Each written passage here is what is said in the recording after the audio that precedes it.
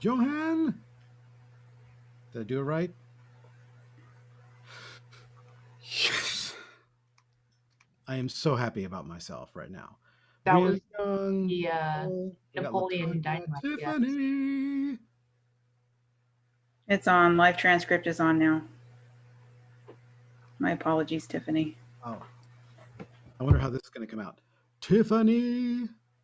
Does it come out? It says too funny. Oh, dang it. Tiffany. Tiffany. Too funny. Too funny. Eden did get a fringe. Eden, let's all just appreciate Eden's new hairdo. Oh, hey, thanks everybody. It's right. I mean, well, hold on a second. Chrome, can you get your face closer to camera? Because your hairdo is kind of, look at that. That is nuts. Wait, what? Oh, that's great. I dig it. How, like, immediately they were like, who, me? What are you talking about? I don't Oh know yeah, you got the sweet space buns. What? Wait, Annie Kirk 1 has space buns too. What? Oh, Mm-hmm. I love. Okay, now I need to put some space buns. Okay, now I have space buns. Although I want to just say that I want everybody to appreciate Hannah Morrison's dedication to this glorious cloud of hair that they have had since week 1. And I just want everybody to appreciate. I am so jealous. Yes. And I just want you to know, Hannah, I appreciate that. Like, it is. Hannah, Caleb's so jelly right now. I am so jelly. I'm jelly like Magellan. Thank you so much. Gosh, I was wondering whether that was a good choice, because whether it makes me look a bit younger or something. But thank you. You know what? Because you could do your space buns too, but I'm glad you're sticking with the theme. We're all about consistency in this class, so I feel like I'm just glad Kevin is rocking this cowboy hat. Kevin's always got the hat. It always looks good. Oh no, yeah, always looks good. Kevin always does. You guys are just tearing it up. Yep. Elisa Meggs is tearing something else up in the kitchen. I don't even know what that is, but I'm jealous. What are we doing? Oh, it's just feeding the dog. Feeding a dog. Feeding the fur kid. So beautiful. Can I ask, Elisa, could you unmute yourself just for a second and tell us the name of your doggy? So I'm fostering and I've had him for less than a week. This is Strickler. Strickler. I didn't choose the name, but he's a very good boy, right? He looks like a beautiful boy. A very good boy. Yeah. So I'll have him for a month. My kids right now worms in his heart. Going through deep pandemic fatigue, and they are dying for a pet. And they have never had a dog. They literally, all we have are 2 obnoxious budgies. Birds. Yeah, and they're the worst, as anybody who has budgies will attest. Birds are annoying. Oh, man. Oh, I'm sorry. If you have a bird and I offended you, I'm so sorry. My daughter has 2, and they keep us up. They keep us up, man. They're just loud. Well, you have plus you have ducks. I don't know. Do they just multiply in your house? What's going on, Melissa? How many ducks do you have now? Don't get me started on the ducks. Back up, everybody, back up. Larissa's face says it all. That's my favorite 90s TV show. Sarah Houle, love to see you. Welcome back. Look at all these beautiful people. Look at all of these. I am so happy to see you all here. Let's get started. We've got a lot of fun things to talk about today. First off, I just wanted to congratulate all y'all who have turned in your homework. Those of you that are still working on it, get it in there whenever you can. We are living in a crazy hexscape right now. So just do your best. That's all I can ask from you. Compare yourself to where you were last week and continue pushing yourself a little bit. Your mom has a duck. Angel, I don't understand. Your mom has a duck and chickens? Is this did this just suddenly happen? She got the chickens because of quarantine. She's always wanted chickens. And she got the duck because she works at the post office and someone was shipping ducks and they all got loose. And What the what? so they had to suddenly have people adopt like 20 ducks, and she Okay. took one. You need to pitch this show to Netflix because that is ridiculous. I would watch that. Wait, that's a picture book. Yeah, seriously. That is No. a picture book. Somebody needs to come up with a funny pun title, like how you can mail a duck eggs, post duck. We'll get there, and it doesn't matter. Don't hurt yourself, everybody. Just let it come naturally. If you guys see it, even if you don't get to comment, yes, absolutely. We do see your work. I'm really sorry that if I don't leave commentary or anything like that, that's totally my bad. But I do see your work, and I want to make sure that everybody understands that you're still being evaluated. Urena, what's going on? Oh, she just was making a pun. Oh. And I reprimanded her. Glorious. Urena, you get yourself a great big old B- today. Well done. Urena's like, yes. Okay, anyway. Yes, you're still being evaluated. We're still looking at all your work. I am going to show you guys some of the amazing work that was turned in today. So let's get started because we've got a lot of stuff to do today. This is going to be our last little go at putting in our color scripts. So if you guys haven't seen these yet, you are in for a treat. Oh, Caleb, I'm sorry. Sorry to interrupt. I was just thinking before I bounce, I wanted to say one thing about Caleb. Did you have Shar Tuoyosa as your student at Laguna College? Oh, I sure did. Okay, so she's going to be doing an Ask Me Anything in the Discord Tuesday, March 16th at 12 p.m. And she's a illustrator. She graduated in 2018 and already is a very successful illustrator. She does murals, and she's had her illustrations in magazines and even the New Yorker. Is it the New Yorker? Yep, New Yorker. Yeah. She's kind of like crazy famous now because of her beautiful shape language and the fact that she is from Hawaii. She is also a young mom, and just a crazy talented artist. So Shar is she's just amazing. Yeah. So I just wanted to say that you guys are in for a treat. So if you can think of something, look her up for one thing. Do a little bit of homework. Look her up online. I think you guys will agree that she is just such a great artist. But at the same time, come up with like a question or two, like how did you get started?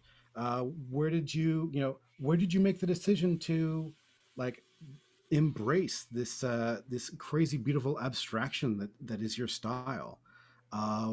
Did you experiment with anything else? Things like that. She might even bring up some of the actually, if we can, maybe we can ask her to bring up some old homework from your class or my class. I probably still have her old homework on my file. I think I do too. That would be because she didn't come out of this whole cloth. This is the thing that has made her so well known are, as Pat Lee would attest, if he's here. I don't know if he is.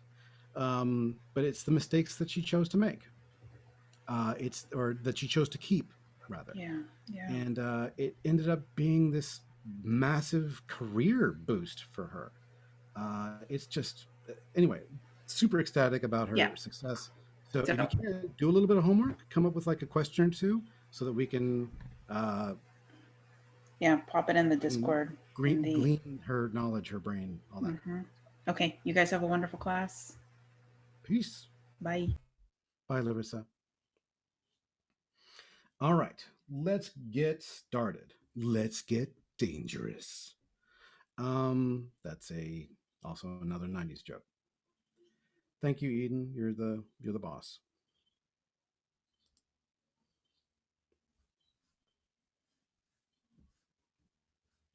All right, so first off, let's talk a little bit about. Thank you, Raina. Raina they are also a giant animation nerd, so that's always good. Let's see here. Okay. I just want to, you guys go through this homework folder. I'm not joking. You guys were tearing it up. So beautiful, so fantastic. Uh, Micah, yeah, no, that's totally fine. If you just change a couple of little things, if feel it out, it's totally fine to just feel it out. Just have make minor little changes. If you can, err on the side of the emotional rather than the representational. Here's a really good example of this. So this is Annika Kirkland. Annika, thank you so much for submitting this. Annika's color script here is it's a little it's meant to look kind of drab because this is like a crazy sort of like post-apocalyptic looking uh, beautiful vampire story. Um, and but I do think that uh, the drab isn't. I mean, I get the idea that it's meant to be sort of sad, but there are also choices in here that they could make in order to make it just a tiny bit more engaging. For one thing, there's a lot of blue. It's a very if you kind of look at it, if you gauge the color temperature of the whole thing, the grays, the blues, even some of the reds here, everything has a little bit of blue in it. It's a very cool palette. What I'd like what I'd like Annika to do is to try and play around with some warmer interiors, for example. Um,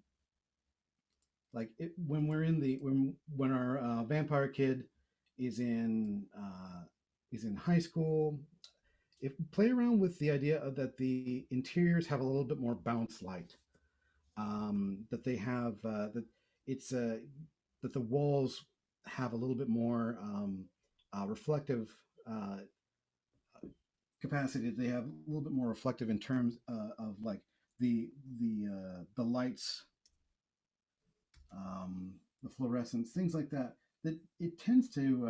I mean, I like I said before. I know we weren't really meant to be representational, um, but it plays around with the idea that not the entire story needs to be uh, cool. Oh, blue is the safe color, red is danger. Okay, well that's cool. I like that, but at the same time, it's still an awful lot. If you can't think of if you can actually, there's gray is drab, totally fine, but there's a lot of different kinds of gray. There's cool grays, there are warm grays. Um, Indicate time of day, things like that, or maybe the interior of the car here could be a little bit warmer as well, in order to just create just a tiny bit more contrast.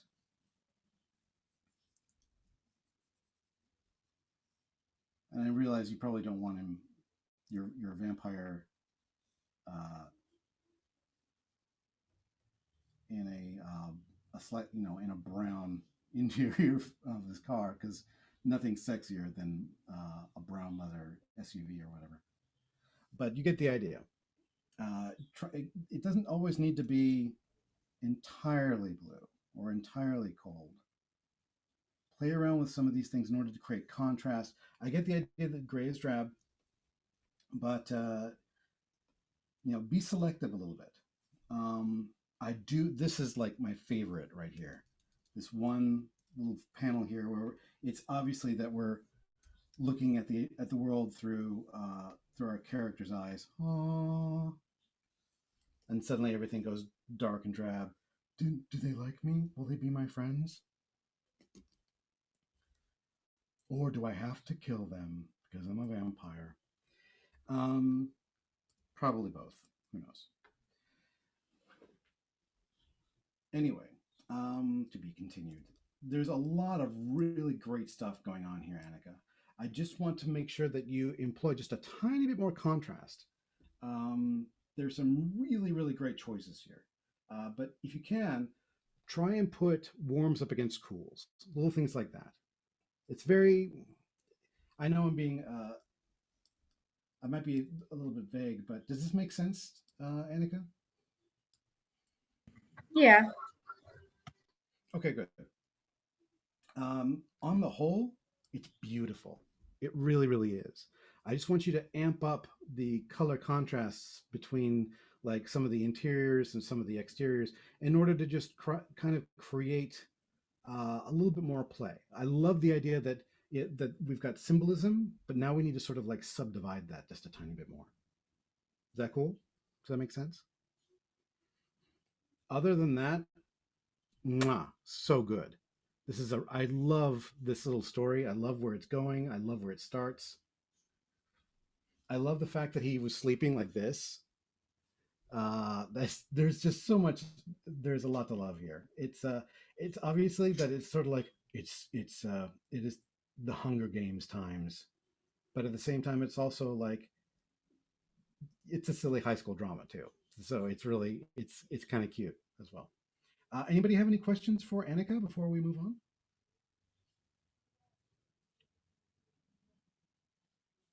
All right. Keep up this fantastic work. If you can, just find little opportunities to. Is he like a superstar? Is that the idea? He's just like this? Is he like a celebrity because he's a vampire? So in the neighborhood that he lives in, most of the neighborhood children and all like the kids and people who live there, they basically depend on him a lot. Like he walks the dogs every day, picks up the kids from school every day, does all their things. And so while they're yelling at this dictator lady who's talking about the statue, they see him and they're like, oh snap, that's the guy. So he's our dog walker. He's the day walker and the dog walker. That's a Blade joke. Sorry about that. But that is, well, not high school, but yeah, it really does capture high school. I love stories like this. The only thing that we need to do is make sure that he has like a bicycle. He needs like a bike that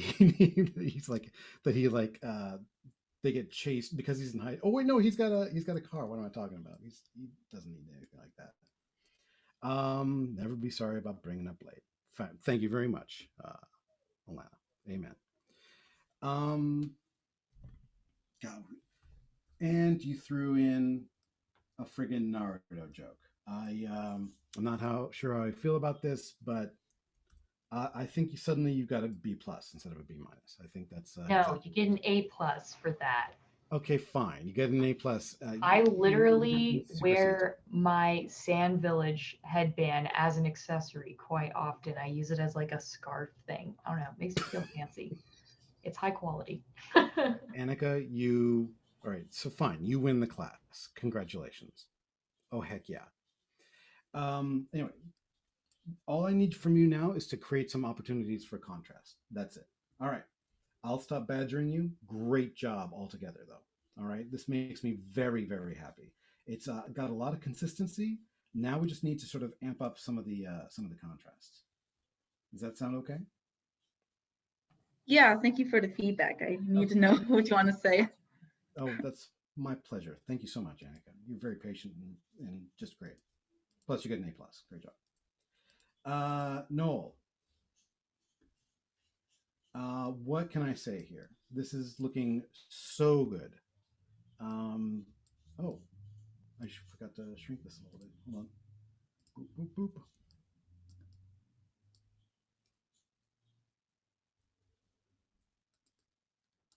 There we go. That's better. Okay. I love that we've got a sudden change in time of day. We go from, I want to say like afternoon to like magic hour to evening. Now, I have a very similar comment that I gave Annika just then, is that when we switch settings, I feel like there needs to be a little bit more of a subtle shift here. Does that make sense, Noel? Yeah. Okay, great. Again, just because we are going from like the exterior, we're going from this gorgeous magic hour, and then suddenly we've got like this moment where everything sort of changes a little bit. I would warm things up a little bit. I get the idea that it's meant to be kind of cold or cool. your deep blues are obviously very symbolic, but I feel like they don't necessarily need to be as overwhelming as you put them in here for. I feel like there's an opportunity here. Plus, I actually did do a little bit of drawing here on painting on this.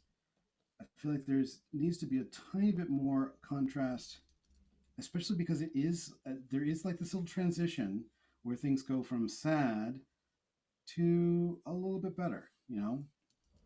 So maybe it's a little bit of like moonlight coming through a window, or where exactly are they in this last little scene? Are they like underground? I always like I imagined it that they were like next to a building. Oh, okay. Like it's just propped up next to a building. Oh, I see it here. Okay, so they're on. They're like these coins that are part of the. Am I reading that right? Like these are little like. Yeah, it's like a coin collection. Okay, it's coin. Oh, right. Okay, so the coin collection. We've got the little map of the United States. He's like on a napkin or a handkerchief. Um, if I were to play around with this to create sort of like a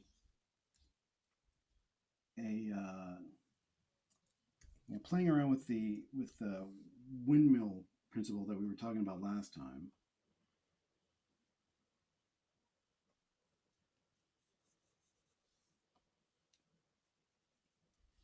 I might want to just warm these up just a tiny bit more. Whoops.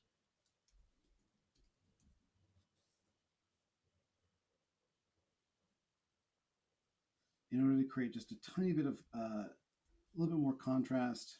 Oh gosh, I do love this though. I gotta say, Noel, this is really really strong work. Thank you. All of you have just those of you that have turned in your work. It's coming together so beautifully. And for those of you that have not, do not fret. It's totally fine. But if you can, try and get it in there so that I can give it a once over and sort of compare it to where we were last week. Again, I just sort of want to play around with the idea.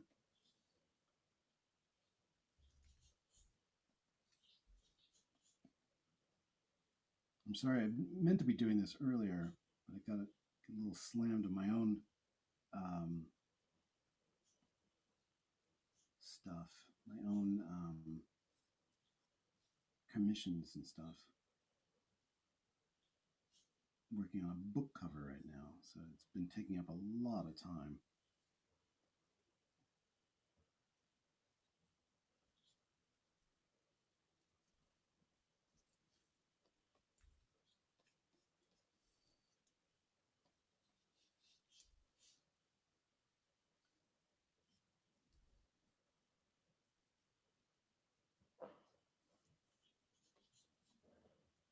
But the idea is that as you know, we go from sad to this moment where we've got like moonlight or starlight coming in and changes the scene just a little bit. We go from a moment of transition of that twilight moment to friendship, and suddenly it's the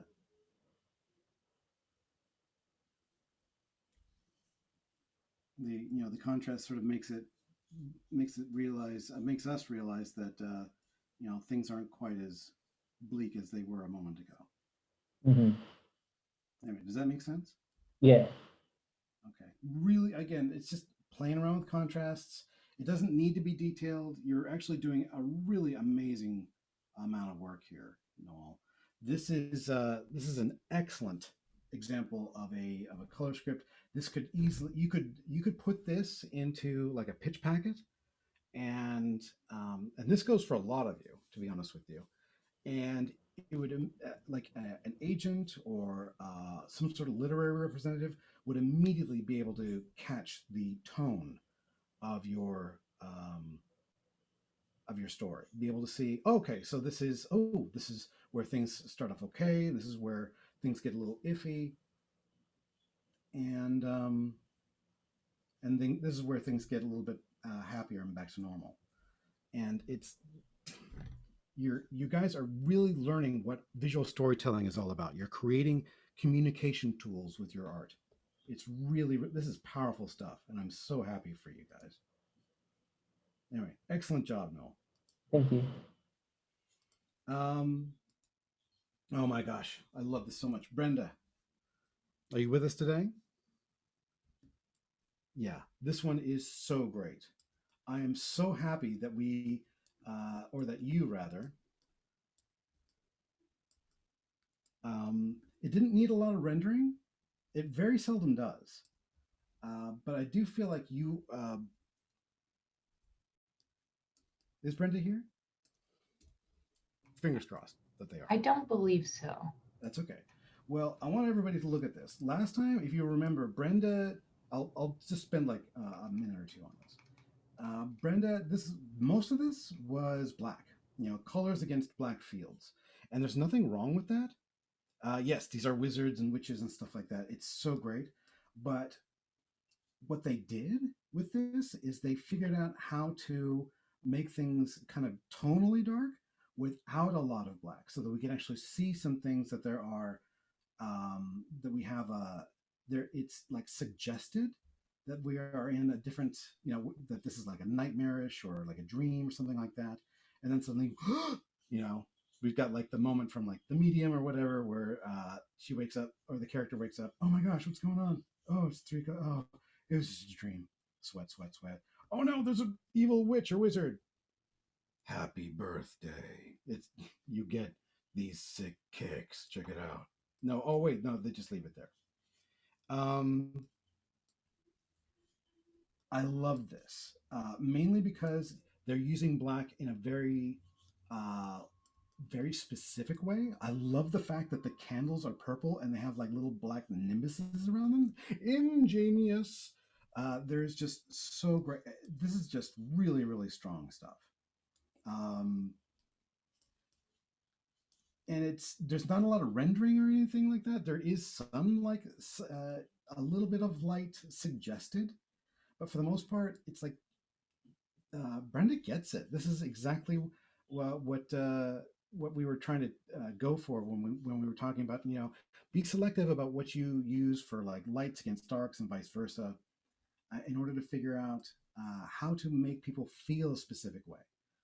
Here we've got greens and blacks, and then suddenly they wake up and it's dark time, but hardly any black at all, except for like the outlines. It makes it really, really easy to see, easy to read, just beautiful, beautiful stuff.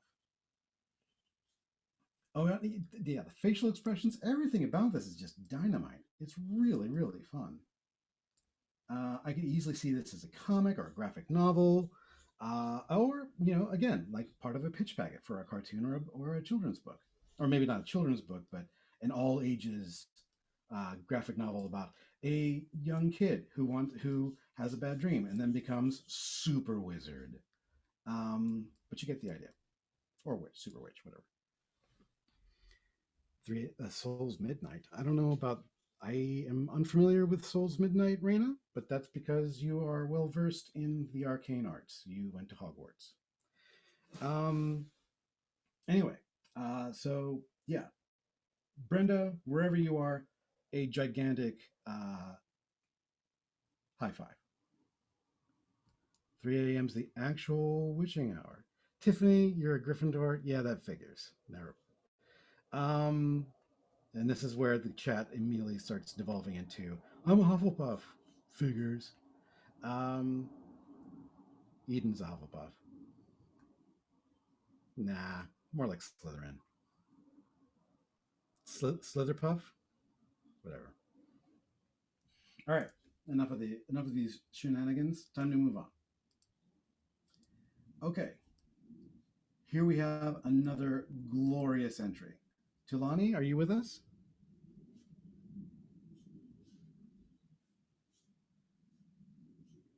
It's okay if you're not. I don't believe they are. You picked all the gone people. The gone people. Well, I just want to say that this is so beautiful. It is looking a teensy beensy bit flat. I might, if I had my druthers, I would put just a tiny bit more indicated light in some of this, mainly because it is so beautiful and kind of pastel-y. I want to, it's like there are suggested like um, areas of light.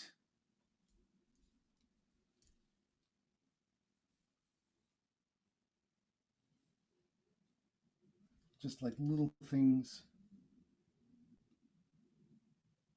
that we could do to sort of create just a tiny bit more depth or suggested realism, if that's what they are going for.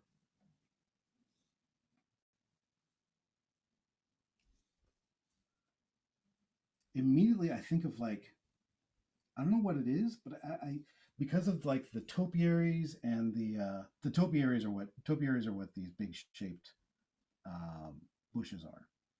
It looks kind of like labyrinth, but like if it were beautiful and green instead of creepy and David Bowie-ish.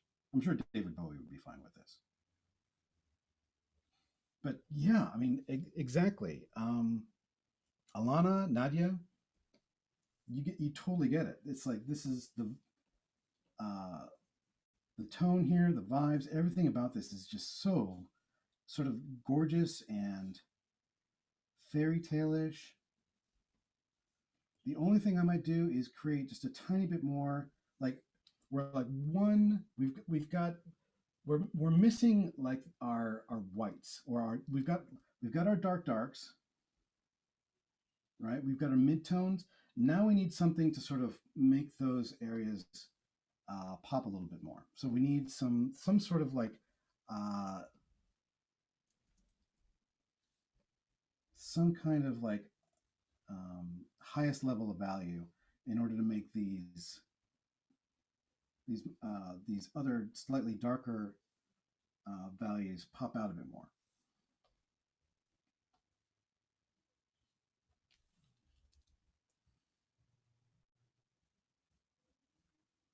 That said, almost everything about this is just so gorgeous and simple. And simple ain't easy. This is it's working beautifully. I want to see more of this. I really wish Trelawney were here. Yeah, glass animals. Oh, the yeah. I just started listening to Glass Animals as well. They if you guys haven't heard of Glass Animals, it's a really cool band that I also just kind of discovered. They were on the Triple J Hottest 100. They won #1. Crazy. I'll put it into chat if you guys want to listen to it. All right. 3:35. Perfect. Good timing. Love it. Yeah. Tony, wherever great. You are, you get a big high five.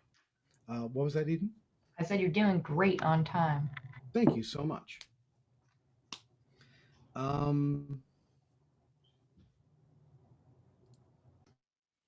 Okay, so let's get started with man. We got some cool world music lovers here.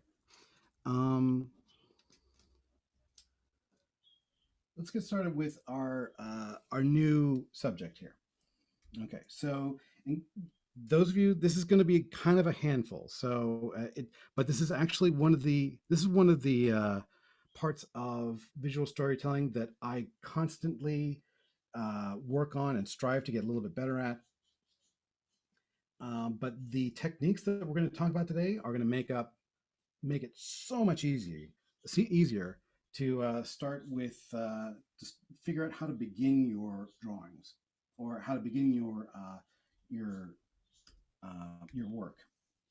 The main subject for today and for the next 2 weeks is composition.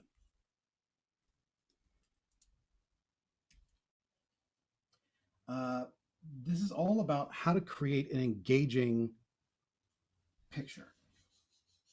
how to create things that, how to avoid pitfalls like tangents, how to steer the eye around your composition. We've already talked a little bit about values. We've talked about colors. We've talked about sequence a lot. Now we're going to hit the brakes and we're going to shift gears a bit. This little composition right here, what I did with the letters, was created using this. Okay. Yeah. So new project. This is all about composition. The homework for the next 2 weeks is going to be thus. We're going to talk a little bit about a form of composing your pictures called informal subdivision. And don't worry about that. If you don't know what that is, we're going to talk about it today. Basically, what I want you guys to do this week, if you haven't already started it, is to begin composing a cover illustration. All right. Just sketch something out that summarizes your story in one image. Okay. So think of it as like a book cover or a movie poster or something like that. We're going to be working on this for the next 2 weeks. And due next week is like some sort of pencil sketch, the grid that the sketch is based on, and maybe the beginning of like either 4 values or colors. But mainly it's just sort of like to get the idea down. The main thing that's important for next week is going to be the sketch and how you use this grid that we're going to talk about today. And don't worry, I'm going to do all kinds of crazy demos here today. I'm going to try and do at least 2 or 3.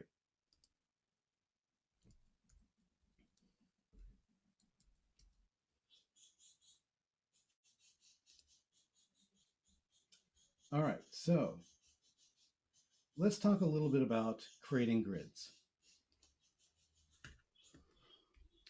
The main reason why we tend to use grids in composition is because it keeps things clear.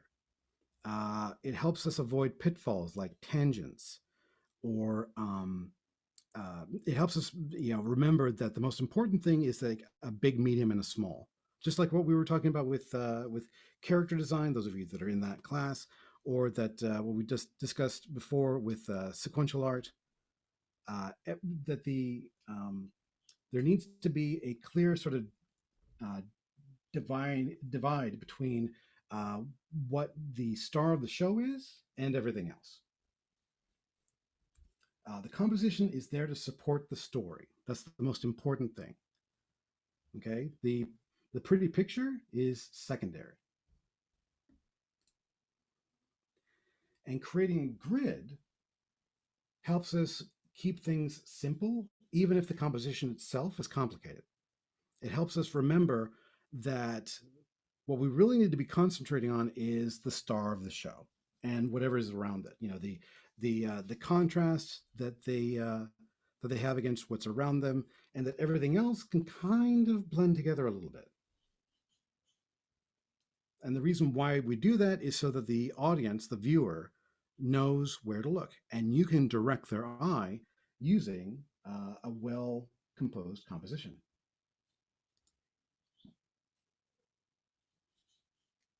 And the way that we compose them using grids, it's mainly used as an organizational tool, so you don't have to sweat the small stuff. It's so you can keep drawing and focusing on the part of the illustration that is fun. Figuring out, oh, I need to, turn this guy's head a little bit, instead of saying, oh God, is this reading well? Is the focus clear? Oh my God, I missed these tangents, little things like that. So the technical stuff is more or less kind of resolved by using a grid or a simple map. I use them all the time. And when we talk about grids, this is what I'm really discussing. There are lots and lots of different kinds of grids. those of you that use photography at all, you probably are used to that top one, the 3x3 grid. And the reason why is because normally when you're using photography, you see these little intersecting points here. Normally when you're using photography, you want to try and keep the interesting parts, the significant elements of photography around those intersecting points. It keeps the composition more or less asymmetrical, balanced, but in a less symmetrical way. Okay, helps things keep, yeah, the rule of thirds. Exactly. Thank you so much, Selena. It keeps things dynamic, but also structured. There's a form to it, but there's no formula, right? It can be almost about anything at all. And the significant elements don't actually need to be on the intersecting lines, but they do need to be near them. Here's a 4x4 grid. I believe like old Polaroids used to use a 4x4. But they're actually, these are just the kind of regular forms of grids. There are many, many others. If you're using grids for like cinematography, you might be used to seeing something like this, which is the 70-30s. In other words, 70% of the picture is over here. The other 30 is over here. 70% of the picture is up top here. The other 30 is down here. This is also known as rabattement, or squaring the rectangle. And the idea is that whatever's like, you see this all the time in movies, especially like foreign films, French movies or European movies, where somebody's opening a door and the person behind it will be slightly off center like that. There are diagonal grids, that kind of, if you're like shooting down at an angle and you want to keep things sort of orthographic and interesting, or you can use what's known as, or creating diagonals with thirds or fourths or whatever. What we're going to be doing with informal subdivision is very similar to this last one. Parasite, yes, tons of these. Rabattement and creating compositional grids for photography or cinematography, you see a lot of stuff like this, particularly this and this. We can go, I can like find tons of examples of these if you like. I have not seen Parasite. I am such a bad nerd. It's pretty good. It's pretty good. Oh, I for some reason won thought Best Picture. Why wouldn't it? it is disturbing. I thought it would be scary, but I think disturbing is a better way to put it. Not traditionally scary. I will totally check it out. Thank you so much, everybody. Seen it 4 times now. Oh my gosh. Dang. We got some cinephiles in here. All right. So how do we apply this to our drawings? Well, let's find out. All right. So informal subdivision. In a nutshell, this is what it is. I know it looks a little bit messy. There's also the golden ratio grid. Very, very good. Thank you, Verity. This is not that, though. This is literally, yeah, I know it looks a little crazy. But trust me, there is method to this. The whole idea behind informal subdivision is to keep things away from center, keep things from being too balanced, too symmetrical. Or sorry, balanced but asymmetrical. Whoops. It also tries to keep the meat of the picture, the main focus, away from the edge, and it helps. It's so useful in terms of trying to avoid just the simple, stupid mistakes that we make all the time with composition, like tangents and things like that. The way that works is pretty ingenious. You just create a vertical line anywhere but center. You draw a diagonal from one corner to the other, and then where the lines connect, you draw a horizontal. All right. Then you follow up with another single diagonal to any rectangle that has been produced here. So, Caleb, Yeah. Sarah asked a great question. What do you mean when you say tangent?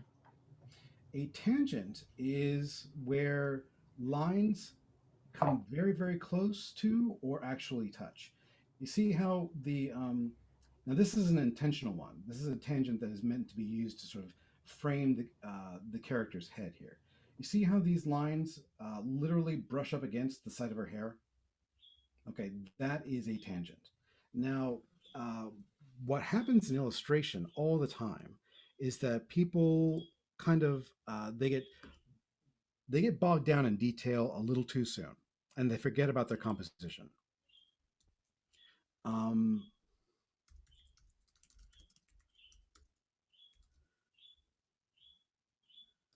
and as a result, what happens is they create uh,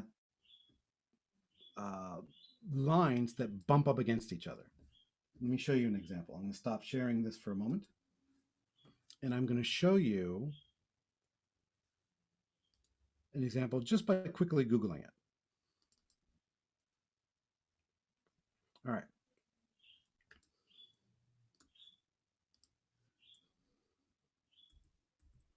You see how here's like a frame from a comic. You see where the elbow touches up against the edge of the panel here? That's a tangent. It's not intentional. It's by accident, but it kind of creates this break where you suddenly realize that you're looking at a two-dimensional image. The better thing to do would be either to have the elbow well inside the picture plane or to have the elbow overlap the edge of the panel by a lot. Yeah, it stops the flow of where your eyes are going, and suddenly, because our eyes are meant, the way that our eyes work, we look for those places where tangents intersect. There are tons and tons of examples of how to spot tangents and what you can do to avoid them. Here's another one. Eden, where's the tangent here? On the first one. Where's the tangent? Well, I'd have to say it's on the left side with the sun and the balloon touching right at the top. And yeah, his head and his ear. Yep. These are tangents. Wicked, wicked tangents. And where especially the horizon line where it meets his shoulder, I feel like that's a tangent people often do, because tangents are pretty much always mistakes. Yep. It happens when you jump into details a little too fast. Tangents are always the result of impatience. Yeah, it stops the flow of where your eyes are going. It's a simple mistake that you can avoid simply by gridding your picture just a little bit and figuring out how to plan for things like that and how to avoid them before you start marrying details up to your picture. And one of the best ways to do it is with grids, like informal subdivision. Anyway, at the end of the informal subdivision, what you'll have is you'll have like 5 vertical lines, 5 horizontals, and 5 diagonals going in each direction. You'll be trying to avoid symmetry, okay? So try to avoid simple X's, where you go from one corner to the next and where the focus is going to be like in the picture. That's formal subdivision. Like if you're creating like an iconographic picture, like for something that's religious or something that is for something that's symmetrical. We're not trying to do that here. We're trying to create something that's informal. So here's an example that I love using. It's several years old, but it works really, really well. Callie Siesemeyer is a really well-known illustrator. They've done a ton of stuff for magazines all over the place. And here's an illustration that they did using informal subdivision. Now there are a lot of places in here where you're like, oh, they get really, really close to tangents. Yeah, but it's not entirely there. I think that has mostly to do with Callie's style than anything else. Anyway, so they started off not with this picture or even with this concept. They started off with a grid like this, an informally subdivided grid. And as you can see, there's like 5 or 6 verticals, 5 or 6 horizontals, and 5 or 6 diagonals going in each direction.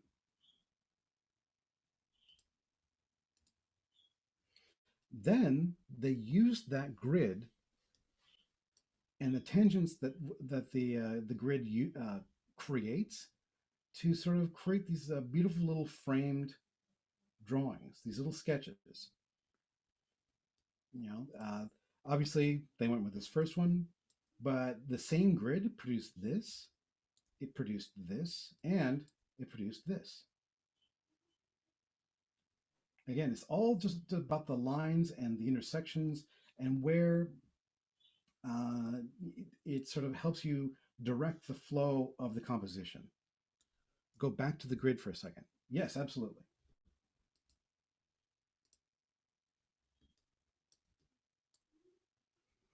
And don't worry, this is going to be. I believe Larissa started the recording. If not, don't worry. We'll put all these slides into the. Yeah, we have the recording going. Excellent. Into the reference or resources folder. I'll show you how to make this grid. It's pretty simple. You just need to practice it like once or twice.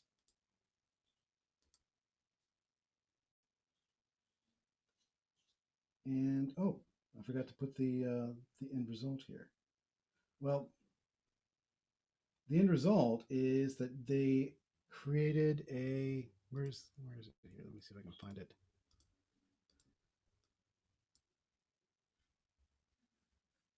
Grids.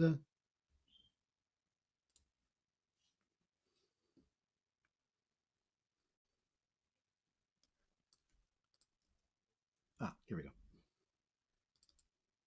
I'm gonna have to share my folder one more time, or my screen one more time, because I neglected to put it into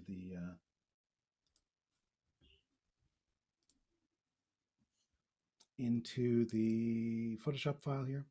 How to put figures in the space and how to utilize the lines of the grid. Do not worry about that. I'm going to do like at least 2 different examples here. I know this is brain bending stuff. Joanne, you're doing great. I believe in you. Nux. Caleb, I have a question. Oh, does somebody else have a question? Johan? Like, because did someone say my name? Oh no, I said it. You just looked a little tired, but I'm here to help.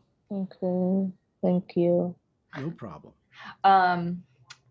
This is the overlay here of the example or the final product and the grid to sort of show you exactly how they used it. Could Caleb people use the golden ratio as one of theirs, or do you want them to create their own? I want you to create your own, okay. And I'll show you how to do. Everybody's will be a little bit different. The golden ratio is great, but this actually is kind of based a little bit on it, except it's a little bit more, like I said, informal. The golden ratio is. Well, actually, you know what? If you're in love with the golden ratio, feel free to do it. I'm not going to stop you. Do it. But I would like you guys to at least see if you guys can understand how this informal subdivision works first. So again, now it's 4 o'clock. We've got just a little bit time left. I want to show you guys how to do it. All right. So I'm going to start this from scratch. Who is my victim today?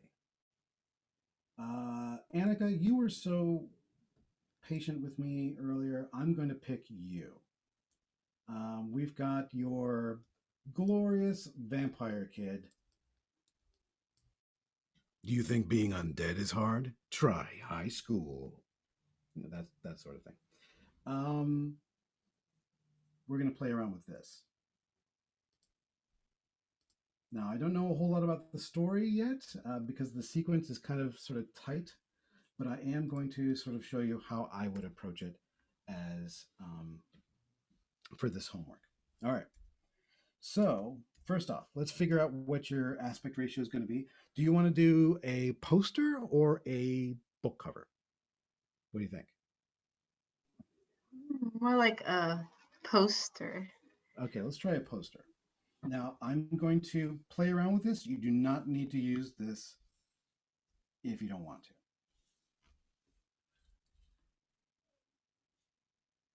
In fact, you'll probably be like, yeah, I wouldn't use this idea at all, ever. Okay. Okay, so what we've got here is we've got your basic aspect ratio for your poster. Okay? Now, the first thing you do, totally new to grids, do not worry. Okay, 1, a vertical line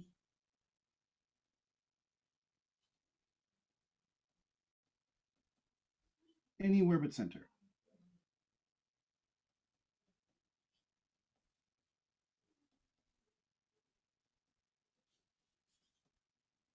All right, literally anywhere.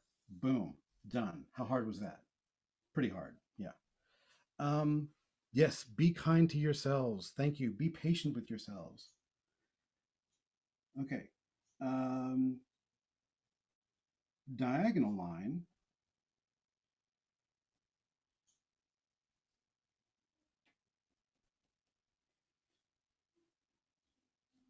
Connecting 2 corners. So like this. Boom. Whoa, that's kind of heavy. Let's try a slightly different pencil. Raina is absolutely 100% right. Be kind to yourselves. Like so. 3. See this little intersection there? Make it horizontal.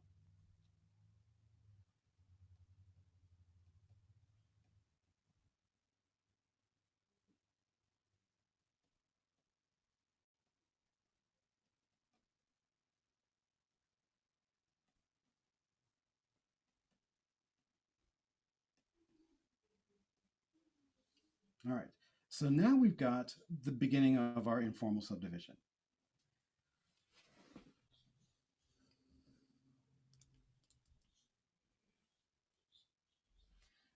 Next, draw a single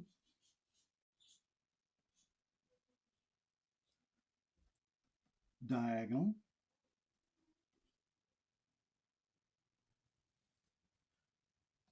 to pretty much any rectangle you see.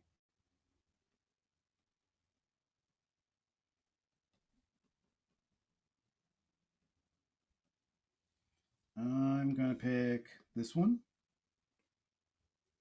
but do not do that. We don't want a centered line because, or a centered X, because again, we're trying to create something that's informal, something that's asymmetrical, balanced, but Hey, asymmetrical. Caleb, Yeah. can you change the color for this, like step 5 or something, so I can see the different lines you're drawing? Oh, sure, sure. Just to follow it. Thank you.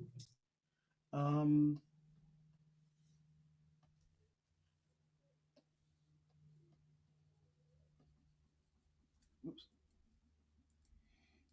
Would you prefer oh, I see what you mean. Oh, right. Okay, I got you. I got you. All right, so here's what I'm going to do. I'm going to start with 5. I'm going to make that one red. Step 4, I'm going to make that one green. Whoops. Probably be easier if I did an actual proper line. Step 3 will be blue. And then I'll start with red again.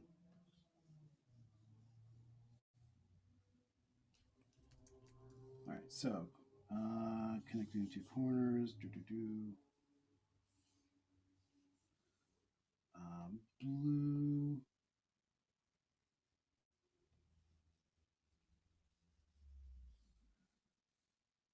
Green. Thanks for your patience, everybody.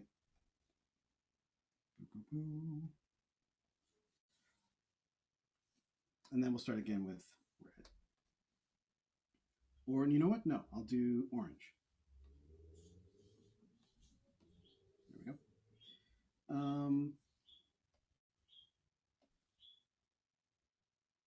There we go.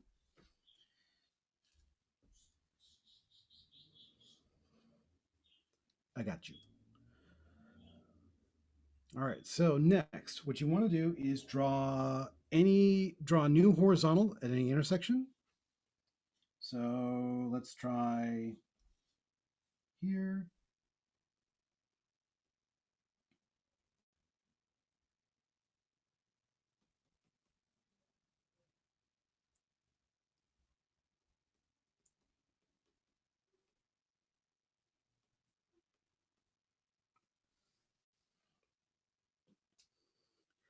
And then a new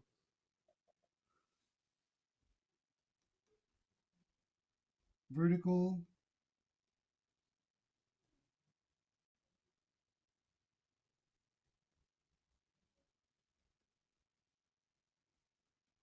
At an intersection.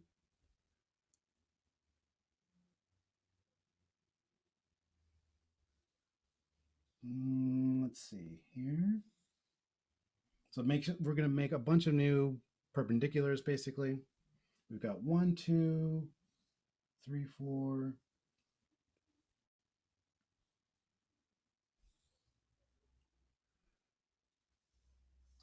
And for,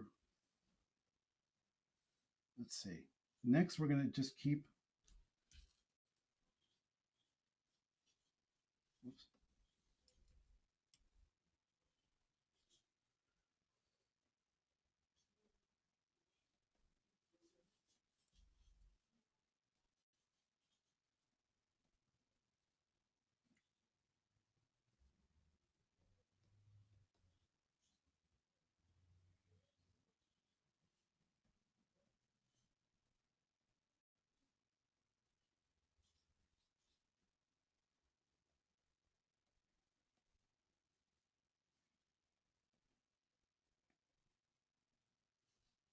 Basically, you just keep adding diagonal lines and perpendicular lines as you choose. What I try to do is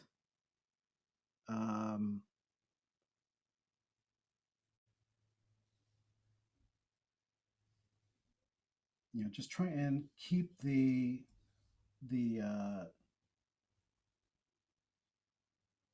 divisions as irregular as I can. So let's see here. We got more. Okay, so we're going to start more diagonals. We got 2 horizontals. We got 2 verticals. Let's start with. There's one here. Let's make another one over here. And we've got some nice new areas where we can create some horizontals. So that's 1, 2, 3. Actually, you know what? No, let's keep this red. So it looks like it's all in the same area.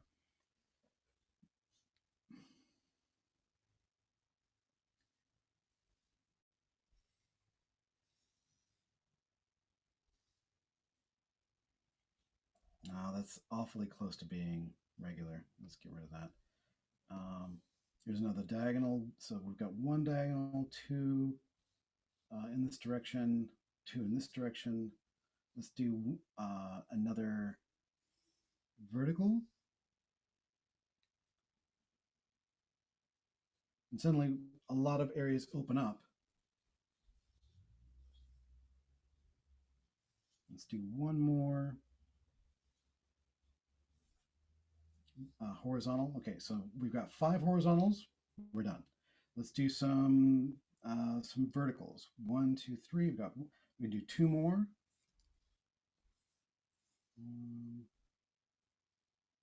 And 2. And then we need 3 more diagonals in each direction. So we're going to do 1,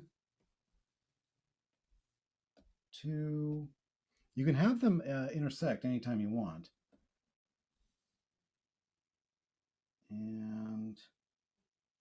But I tend to sort of try to steer, try to keep them around the edges. So that's 5 in that direction from like from left to right. 1, 2, and then we need like 3 more in this direction as well. So we'll do 1.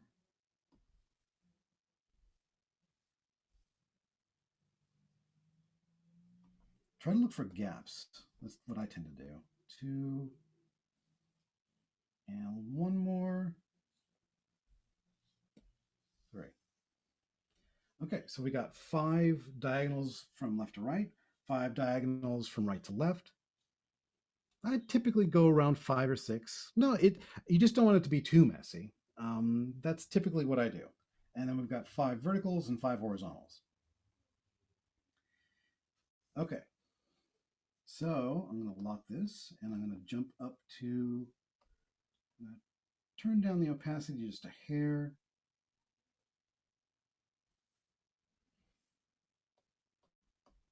And let's have some fun. I'm going to do let's see here. One of my favorite things to do when it comes to like book covers or posters is to create like a mountain of people, something that really poster artists like Drew Struzan's made popular in the 80s. Oh, Jace, yeah, a maximum. Try to keep it around 5 or 6, no more than that.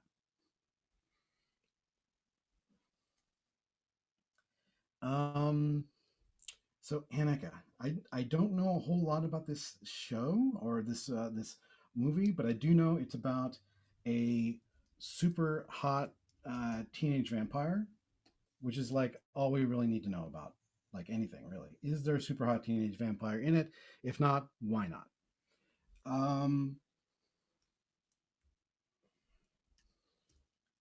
So let's see.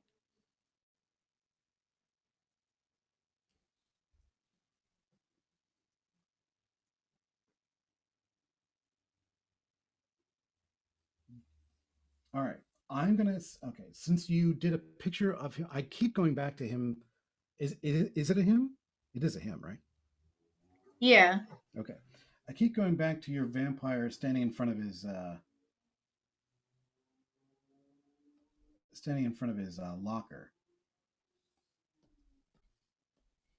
So I feel like maybe we should play around with that. Let me pick my little animator pencil, my little sketchy thing here. I love this guy. Still a little.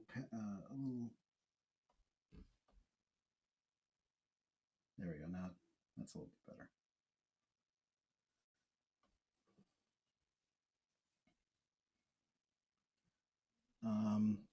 Ooh, you know what? I'm gonna move him over just a hair.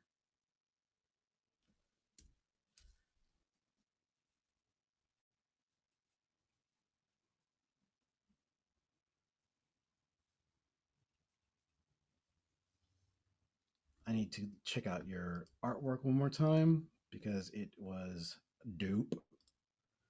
Let's see here. Aha, here we go.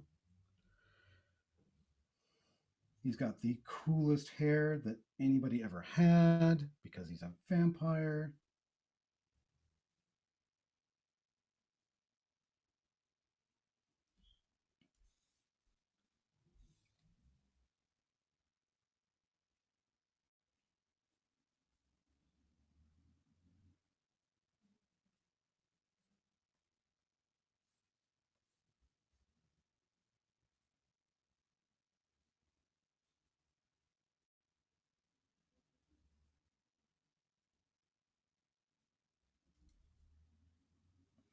So I'm going to use this line here is like the side of the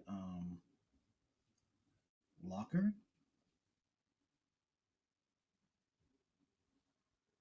These tangents here, these lines are going to be where his... I love doing fan art. Is where the his ear's going to start and stop. We've got his little hoodie. He's not smiling. He's moody.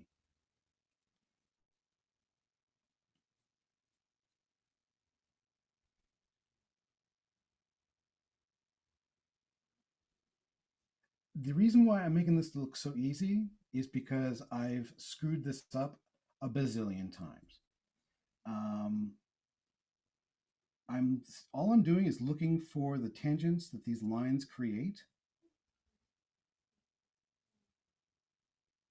Is the place where like his face touches the locker a tangent or no? Well, I might want to, it kind of is. I might want to do a little bit more overlap than I already have.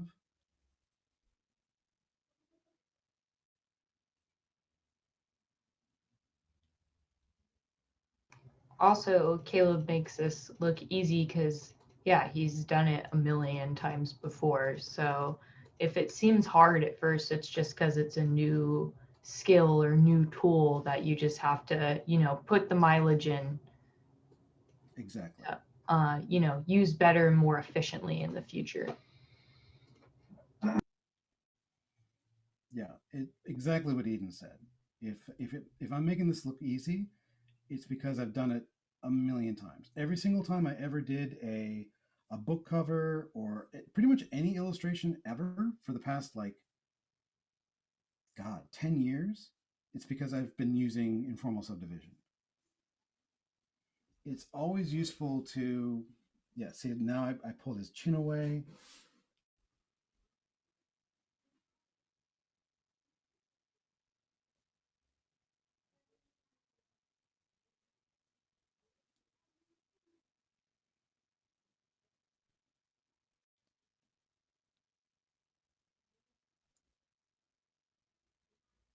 Marco from Saga.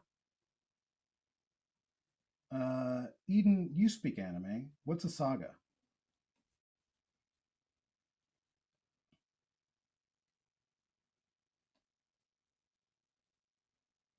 Eden's not paying attention to me. Oh, it's a graphic novel. Okay, good. Oh, from Saga. Okay, that's Saga. Marco from Saga. Now I got. Oh my God, I'm a bad nerd, you guys. I'm so sorry. I know exactly what Saga is, and yes, Marco is the sexiest dude that ever drew breath, even though he's fake.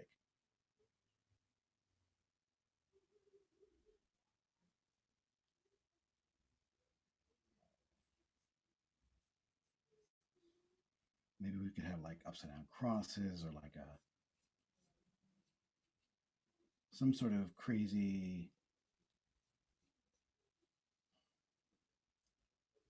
Somebody like drew a big heart on it or something like that, or a unicorn. I don't know exactly what people would be doing.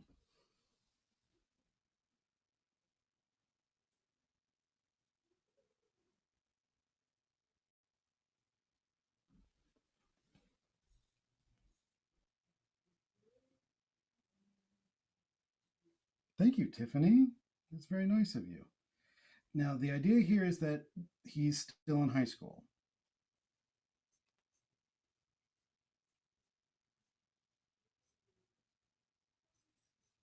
just had this crazy idea. What if somebody like drew a coffin on his thing because he's a vampire? You can throw it away if you don't want to. That's fine. Now he's in high school, which means in the background there are going to be people. Are these people going to be the the stars of the show? No.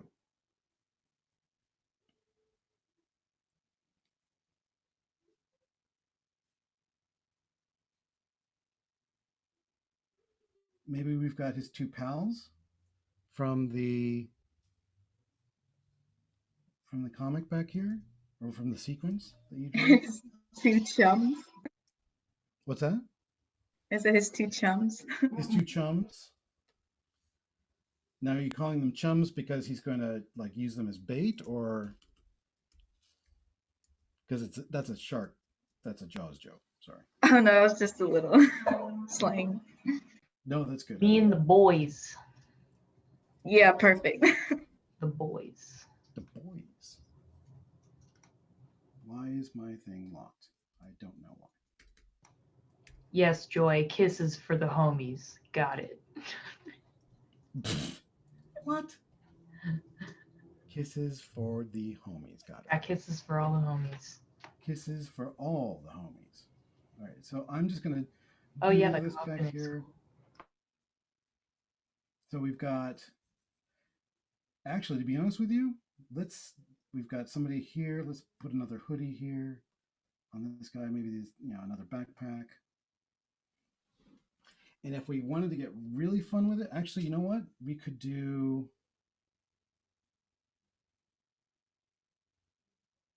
I don't know. Do we want to put somebody else on this side?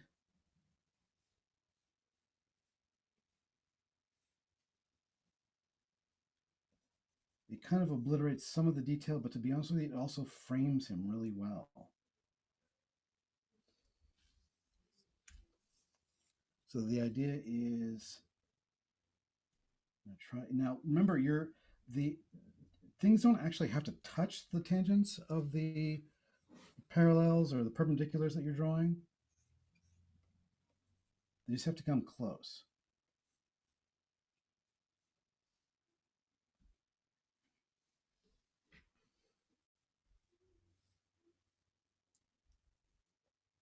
Yeah, I kind of like that.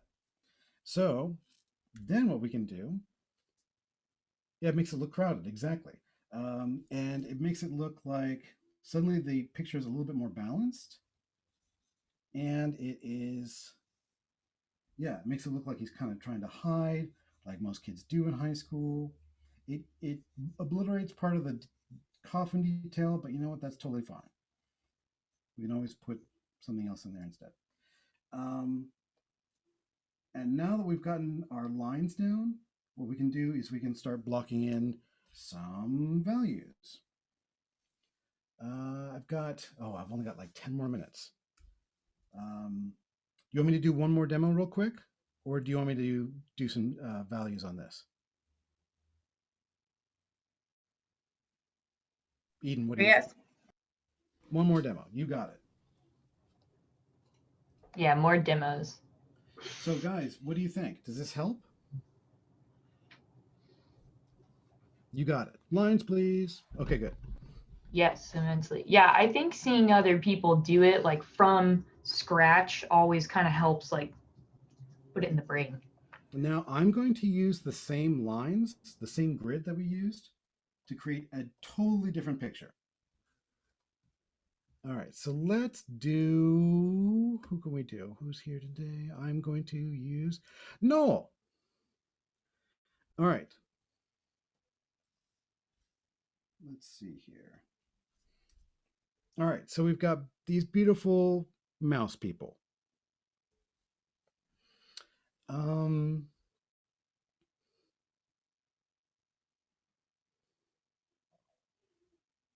Now, if I were to, I might be getting the tone wrong. Hopefully I'm not. Oh, actually, you know what? I'm going to do this instead.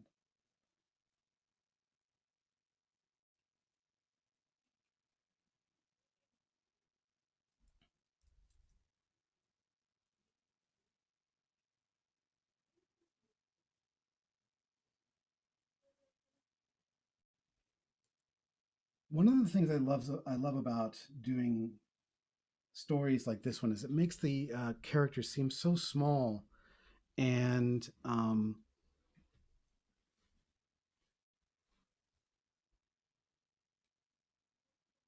of isolated. I feel like it's a really you've done just such a beautiful job on this, Noel.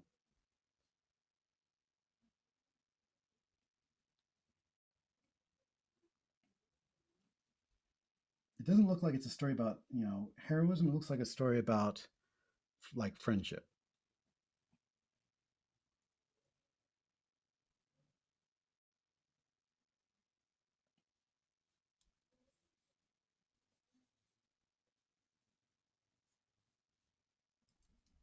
No, that really would be a tangent.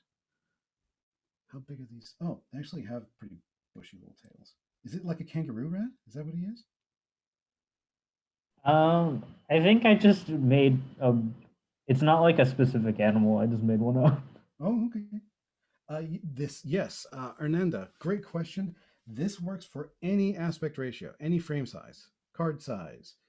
Works for squares. It works for like crazy long compositions or crazy wide compositions. Like I showed you guys before. Let me turn this off really fast. Remember this? This is the grid that I used to make it. See? It works perfectly well for any aspect ratio.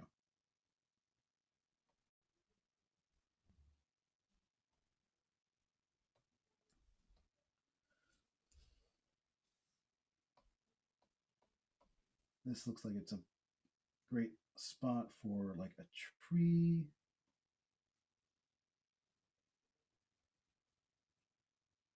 How did it work with the O? Oh, oh. The I just used it for like literally this is I used it to sort of like isolate the eye, and then I used the side of the eye and this little tangent up here to come up with the top, and this little tangent down here to come up with the bottom. A lot of this is really up to you. That's why the grid itself is really just to help keep your compositions kind of tidy. Nobody will come up with the same composition twice.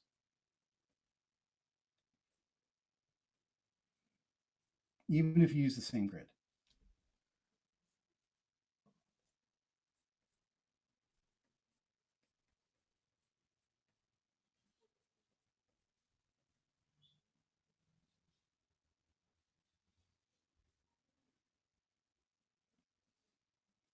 So it's like I said before, it's really just there to help you out if you need it. And I need help with my compositions all the time. It's there to simplify things, make things easier.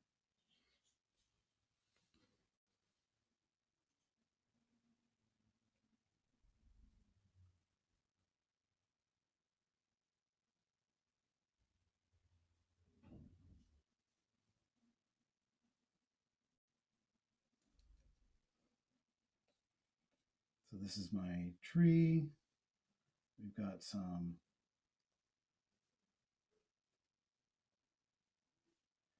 the idea here is that he feels like small and isolated.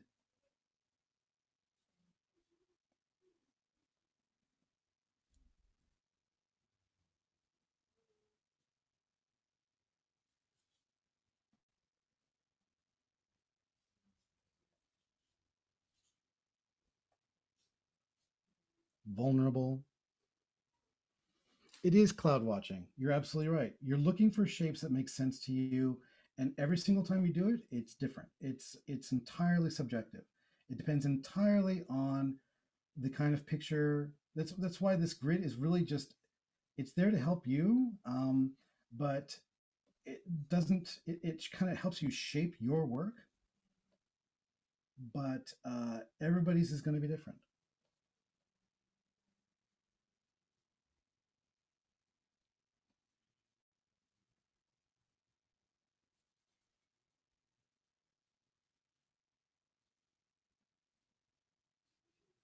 That's not too shabby. So you could be framed against some trees off in the distance.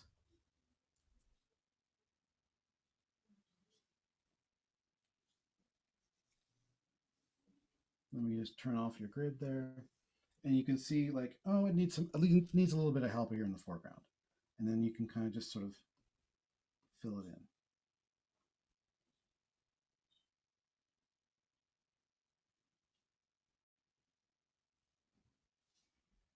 Okay.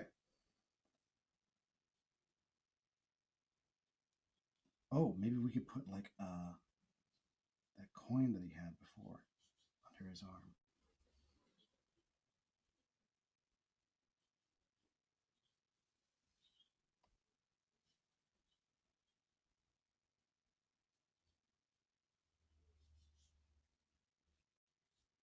There we go.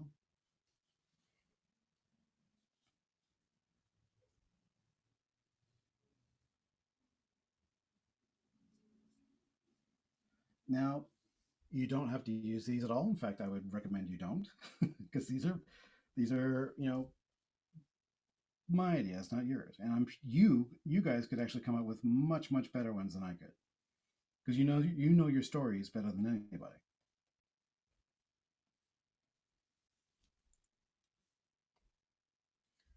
But the idea here is to use a grid that'll make sketching your poster or your book cover just that much easier.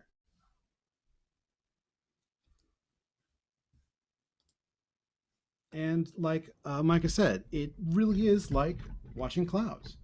Everybody's is going to be different. You know, it's all about like how you feel about your story. It's all about creating something that is unique to you, that is honest. And the grid is just there to help. It's there to, as you can sort of see, it. I came really close. Do I consider title elements after composition?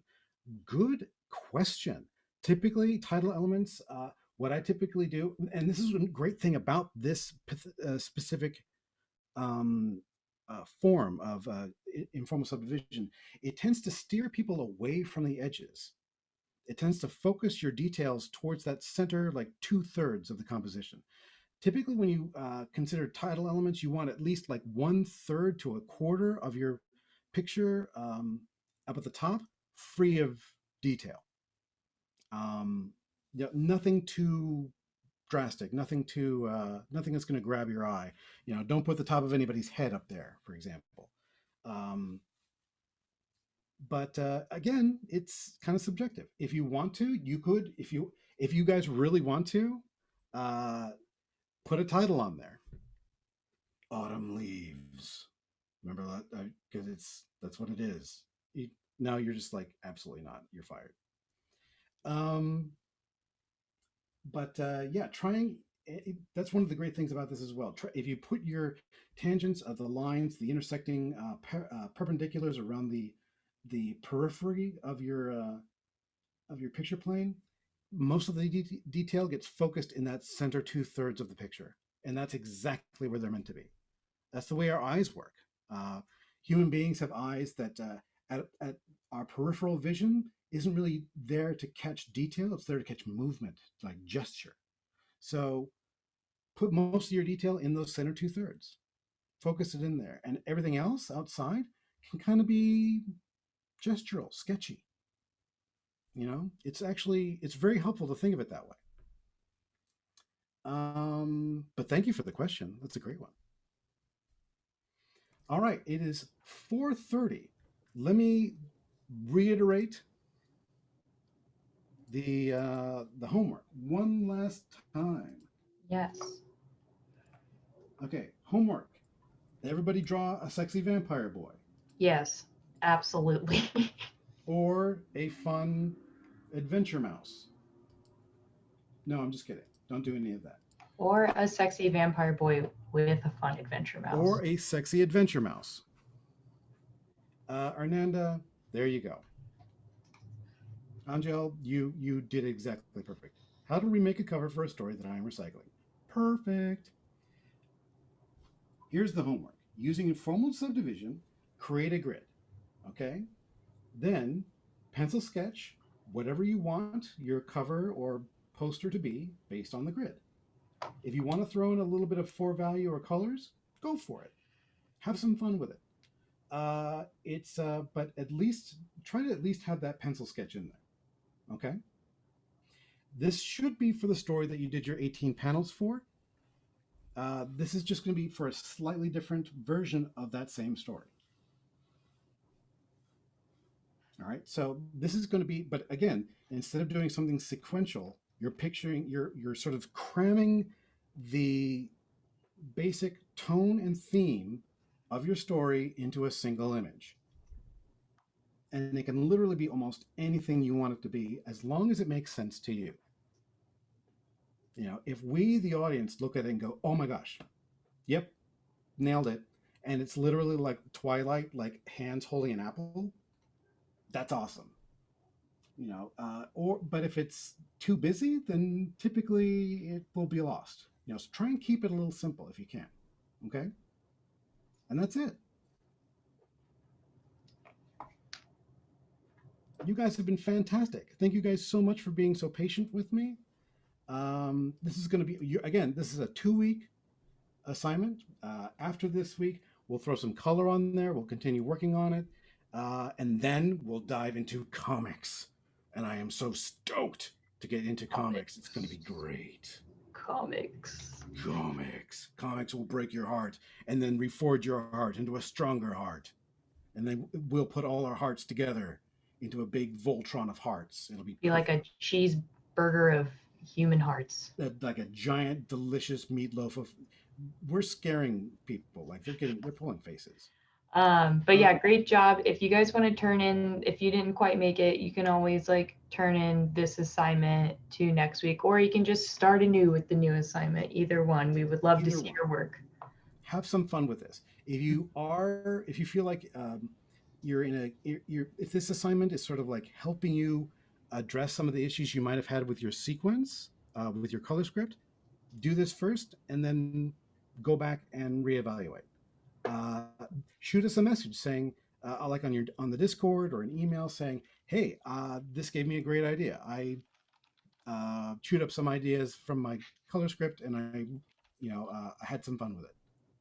Yes, excited to conquer my fear of comics. Comics are terrifying. You're approaching this from the right place. It's a Voltburger, cheesetron of hearts. Hearts. There you go. You guys are fantastic. Oh, Framedink is great.